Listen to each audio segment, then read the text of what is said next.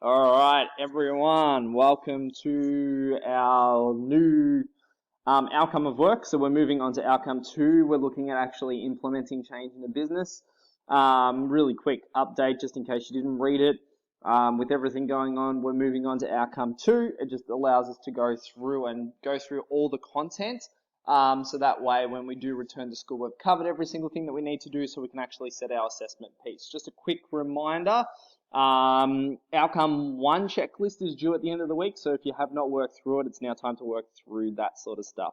We're looking at implementing change. This is only a 30-mark area of study. I'll talk more about marking and stuff like that another stage. So we're looking at implementing change. So what that means is we've already looked at the main reasons for change. We've looked at KPIs. We've looked at different ways that a business can stand out through differentiation and lower of costs, through porters. Now we're looking at what do we do when the business is going to go out and do it. So you would have seen that we went through the we went through the first bit of change.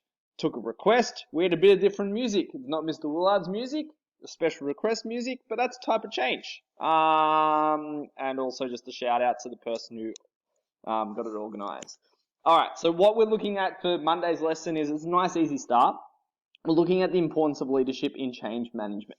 So what that actually means is, if you remember all the way back to outcome 1, and this is a bit of a flashback for every single person, we looked at management skills. Leadership is one of them. Basically what it is, the ability of a manager to influence and motivate people towards the achievement of business objective. So we're looking at the main person in charge, might be a manager, might be a CEO, could be anyone in that senior leadership area, and their job is to influence and motivate people to try and get us to move. And there's our number 1 person who's good at leadership, good old business dog. All right, so why is this important? So as we see, repeated that main point from there, just want to really stress that that was the definition. We know change, it really impacts on a lot of people, especially our employees. And because of that reason, they may have fear, they may have anxiety about the change. So it's important for our business as leaders to go through and help those people move from where we were to the new state. So it's really important during that stage of transition.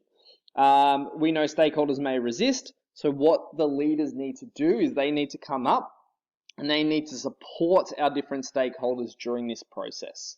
So it might be through counseling, it might be through payments to help them through the process or different things like that. It's just supporting them through that change. Training is also another big reason.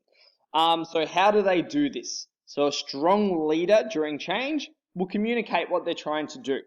It's nice and clear, everyone knows what's going on.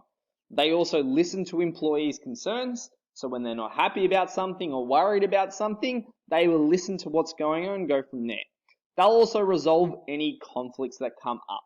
So we may see that a whole bunch of employees are not happy with the decision. They're going to go through, they might do mediation, they might listen to their concerns, they're going to resolve that conflict.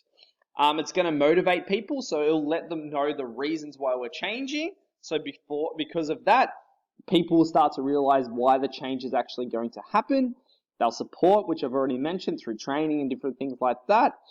They'll focus on the needs of the employees as well as the business, so they'll get the big balance, so that way we're all moving in the right direction, and it ensures that all employees are on the same page. And that really relates back to the first point. If we've got a clear vision through the leader, everyone's working towards that same goal.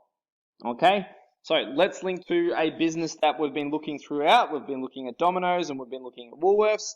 Their leader is good old Don. So he's a leader of change throughout the process, and I'm about to show you an example. So he does all of those key things.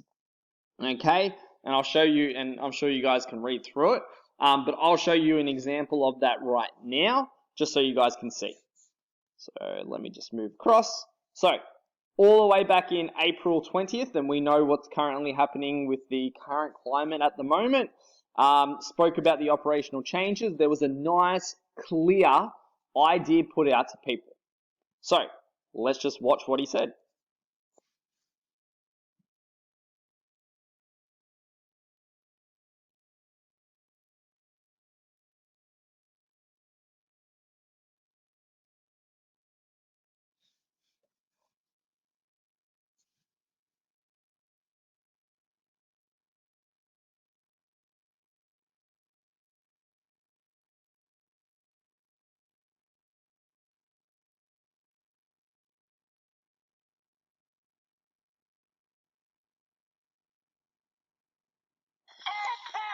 Alright, we won't worry about rap battles.